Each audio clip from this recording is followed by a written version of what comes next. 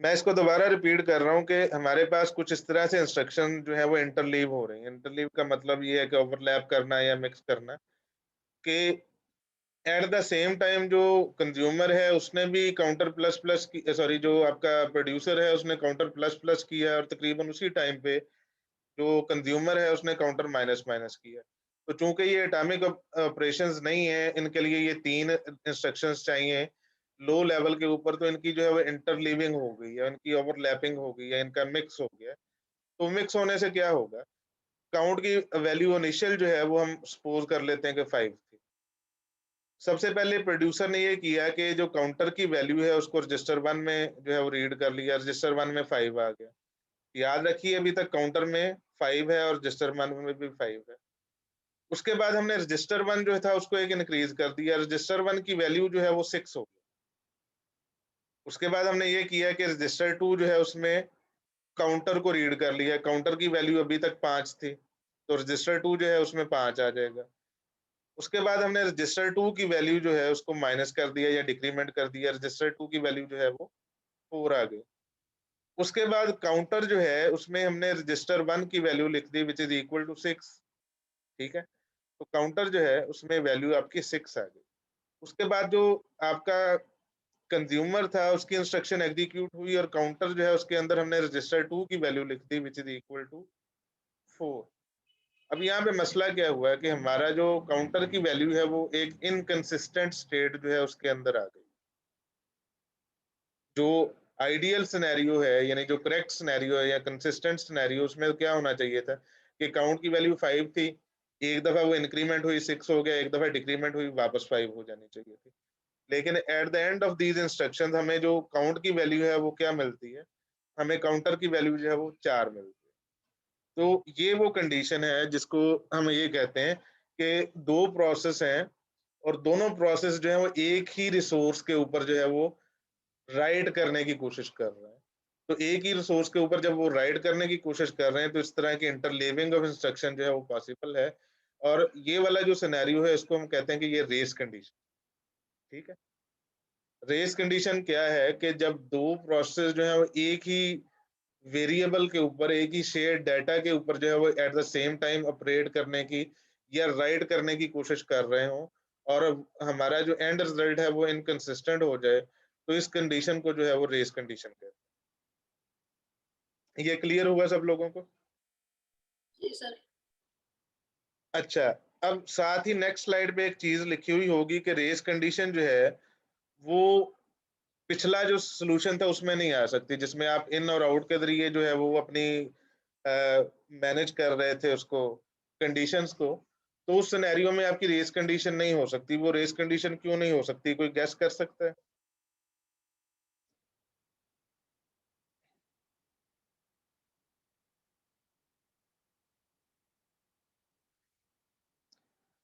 मैं आपको हिंट दे देता हूँ कि जो वो वाला सिनेरियो था जिसमें हमने काउंटर नहीं रखा था, आप सिर्फ ये देखें कि काउंटर ही एक ऐसा वेरिएबल है जिसको प्रोड्यूसर भी राइट कर रहा है और कंज्यूमर भी राइट कर रहा है।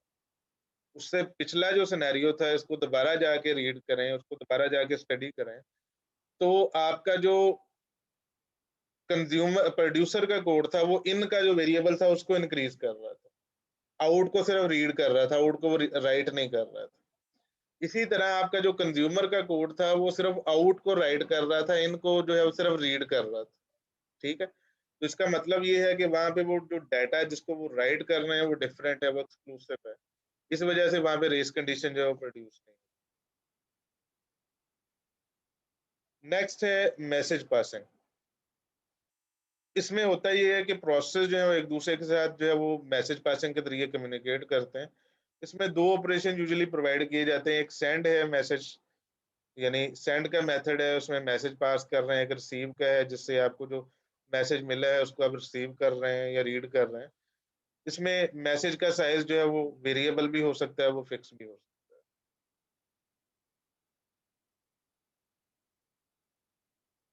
अब मैसेज पासिंग जो है, उसमें क्या होगा कि अगर आपके पास 2 प्रोसेस P और Q हैं और वो आपस में कम्युनिकेट करना चाहते हैं, तो क्या-क्या चाहिए होगा? एक तो ये है कि आपको उनके दरमियान में एक कम्युनिकेशन लिंक जो है वो चाहिए होगा और उसके ज़रिए वो, ताकि कम्युनिकेशन लिंक के ज़रिए आप मैसेजेस जो हैं उनको एक्सचेंज कर सकें via send and receive operations.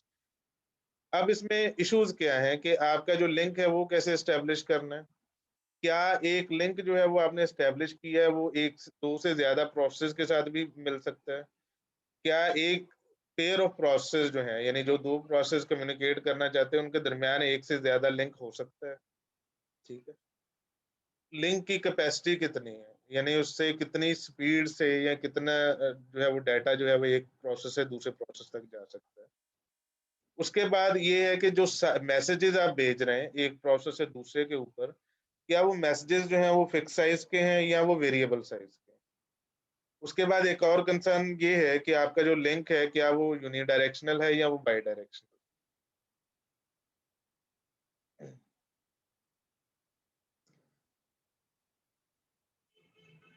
इसमें जो फिजिकल मैकेनिज्म है, अंडरलाइंग मैकेनिज्म है इसको इम्प्लीमेंट करें करने का, कि मैसेज पासिंग को भी आप शेयर्ड मेमोरी से इम्प्लीमेंट कर सकते हैं। उसको आप हार्डवेयर बस के साथ भी इम्प्लीमेंट कर सकते हैं। उसको आप नेटवर्क के साथ भी कर सकते हैं। लॉजिकली आपका जो लिंक होता है वो डायरेक्ट भी हो सकता है और इनडायरेक्ट भी हो सकता है, सिंक्रोनस भी हो सकता है और एसिंक्रोनस भी हो सकता है। और उसमें जो बफरिंग है वो ऑटोमैटिक भी हो सकती है और एक्सप्लिसिट भी हो सकती है। ये जो 3 ऑप्शन है इसको हमने डिटेल में डिस्कस करना है कि डायरेक्ट क्या है और इनडायरेक्ट क्या है, इसलिए उसको वहीं पे जाके देखते हैं। डायरेक्ट कम्युनिकेशन,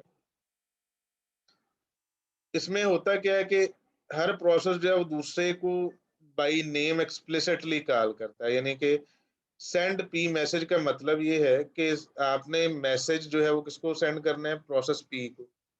इसी तरह रिसीव क्यू का मतलब ये है कि receive a message from process Q, यानी बाय नेम जो है वो एड्रेसिंग हो रही है एक दूसरे प्रोसेस। उसके बाद जो लिंक की जो प्रॉपर्टीज हैं वो ये है कि लिंक जो है वो ऑटोमेटिकली एस्टेब्लिश हो रहा है। ठीक है। और उसके बाद आपके पास जो लिंक है वो एसोसिएट होता है with exactly one pair of processes. ठीक है, यानी उसी लिंक को आप कहीं और पे यूज नहीं कर सकते। इसी तरह हर एक जो पेयर ऑफ प्रोसेस है उसके दरमियान भी एग्जैक्टली एक ही लिंक होगा। ठीक है। उसके बाद ये है कि आपका जो लिंक है वो यूनिडायरेक्शनल भी हो सकता है, लेकिन यूजुअली ये जो है ये बाई डायरेक्शनल होता है।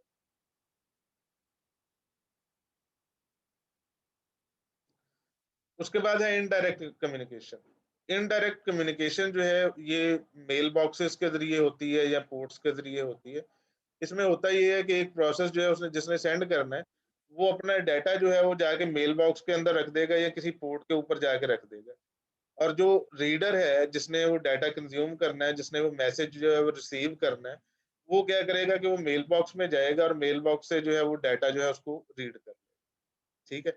उसमें हर एक मेल बॉक्स जो है उसका यूनिक आईडी होगा। ये पोर्ट नंबर जो होती हैं हमारे पास कंप्यूटर में, लॉजिकल पोर्ट्स होती हैं, ये उसके बारे में बात हो रही है, उसी को हम मेल बॉक्स जो है वो यहाँ पे कह रहे हैं। और प्रोसेस जो है वो सिर्फ कम्युनिकेट कर सकते हैं कि अगर वो मेल बॉक्स जो है वो शेयर कर रहा है। अब कम्युनिकेशन लिंक जो इनके दरमियान एस्टेब्लिश होगा उसकी क्या प्रॉपर्टीज हैं कि वो एस्टेब्लिश हो सकता है कि अगर वो मेल बॉक्स जो है वो शेयर कर रहे होंगे। लिंक जो है वो मैनी प्रोसेस, यानी एक से ज्यादा, दो से ज्यादा प्रोसेस के दरमियान भी हो सकता है, एस्टेब्लिश हो सकता है। ईच पेयर ऑफ प्रोसेस में शेयर सेवरल कम्युनिकेशन लिंक, यानी कि प्रोसेस पी और क्यू है तो इनके दरमियान में भी मल्टीपल जो है वो कम्युनिकेशन लिंक्स जो है हो सकते हैं। और उसके अलावा लिंक जो है वो यूनिडायरेक्शनल भी हो सकता है और बाई डायरेक्शनल भी हो सकता है। उसके बाद है इनडायरेक्ट कम्युनिकेशन में ऑपरेशंस क्या है कि create a new mail box के नई पोर्ट जो है उसको क्रिएट करना है, और उस पोर्ट के जरिए या मेल बॉक्स के जरिए जो है वो आपने मैसेज जो है उनको सेंड और रिसीव करना है, और उसके बाद पोर्ट को आपने डिलीट कर देना है या उसको आपने अनअसाइन कर देना है। अब इसमें सेंड और रिसीव में क्या होगा? Send a message, send a message to mailbox A. यहाँ पे ए प्रोसेस का नाम नहीं है, जिस तरह हमने पिछले डायरेक्ट कम्युनिकेशन में पढ़ा। यहाँ पे ए जो है वो आपके मेल बॉक्स का नाम है या पोर्ट का नाम है। इसी तरह रिसीव ए का मतलब ये है कि आप मेल बॉक्स ए जो है वहां से मैसेज जो है उसको रिसीव कर रहा है, या वहां से मैसेज जो है उसको रीड कर रहा है।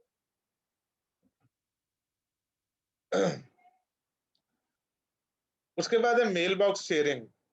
अब आप ये अज्यूम करें कि आपके पास 3 प्रोसेस हैं, P1, P2 और P3, और वो मेल बॉक्स ए जो है उसको शेयर कर रहे हैं। P1 सेंड कर रहा है, P2 और P3 जो है वो रिसीव कर रहे हैं। अगर ये दोनों जो है वो रिसीव को कॉल करते हैं तो मैसेज जो है वो एक्चुअली किसे मिलेगा, ठीक है? तो ये इन दोनों के दरमियान एक सिंक्रोनाइजेशन का प्रॉब्लम बन गया कि P2 जो है वो मैसेज को रीड करेगा या P3 जो है वो मैसेज को रीड करेगा। इसके सॉल्यूशंस क्या-क्या हो सकते हैं कि allow a link to be associated with at most 2 process, यानी 2 से ज़्यादा को आप अलाउ ही ना करें। या आप सिर्फ ये करें कि सिर्फ एक प्रोसेस को रिसीव ऑपरेशन जो है वो अलाउ करें एट एनी वन टाइम। उसके बाद आप ये कर सकते हैं कि allow the system to select arbitrarily the receiver, यानी अगर मल्टीपल रिसीव कॉल हैं तो उनमें से कोई एक जो है वो आर्बिट्रेरीली जो है वो सिलेक्ट हो जाए और उसकी इंफॉर्मेशन जो है वो सेंडर के पास चली जाए, ठीक है? तो यहाँ तक जो है वो हम अपना लेक्चर आज का उसको रोक देते हैं, और बाकी जो है वो इंशाल्लाह हम मंडे को डिस्कस करेंगे। इसमें कोई प्रॉब्लम या क्वेश्चन है अभी तक तो पूछ लें। सर इनडायरेक्ट पे एक दफा रिपीट कर दें। इनडायरेक्ट में होता ये है कि आपके पास जो मैसेजेस होते हैं वो आप डायरेक्टली उस प्रोसेस को एड्रेस नहीं कर रहे होते, आप जो है वो मेल बॉक्स में भेज देते हैं, ठीक है? मेल बॉक्स एक पोर्ट जो है कंप्यूटर के अंदर, जो लॉजिकल पोर्ट्स हैं उनको मेल बॉक्सेस कहते हैं, या मेल बॉक्स की तरह पे एक ट्रीट करते हैं। तो इसको आप इस तरह से समझ ले सकते हैं कि लाइक हमारे पास जो यूसुफ ब्लॉक है उसमें कंप्यूटर साइंस डिपार्टमेंट है, तो उसमें अगर किसी भी टीचर की मेल आनी है तो वो एक सेंट्रल प्लेस के ऊपर आनी है, जो आपका उनका क्लरिकल ऑफिस है वहां पे आनी है, उसको आप मेल बॉक्स समझ लेते हैं। और सिर्फ ये लिखा होता है कि इसका रिसीवर कौन है, तो जो भी रिसीवर होता है वहां से जो जो क्लरिकल ऑफिस है वहां से वो कहते हैं जी कि आपकी कोई डाक आई है, उसको आए और आप रिसीव करें, ठीक है? और जो सेंड और रिसीव थे जो डायरेक्ट कम्युनिकेशन में हम यूज करते थे, इसका मतलब ये है कि आपने सेंड और रिसीव का ऑपरेशन करना है। अगर आपने कोई इस तरह से मेल जो है उसको मेल के कॉन्टेक्स्ट में देखें तो आप खुद जाके जो है वो देके आ रहे हैं, ठीक है? आप जो रिसीवर है उसके पास खुद जाते हैं और उसको जाके अपना जो डाक है या आपका पैकेज है वो खुद उसे दे के आ रहे होते हैं। वो डायरेक्ट कम्युनिकेशन है। जो मेल बॉक्सेस हैं जहाँ पे एक कॉमन जगह आप रख लेते हैं जी कि यहाँ पे मैं एक चीज जो है वो भेज दूंगा, वहां से आप रिसीव कर लें, ये आपकी इनडायरेक्ट कम्युनिकेशन। कोई और क्वेश्चन?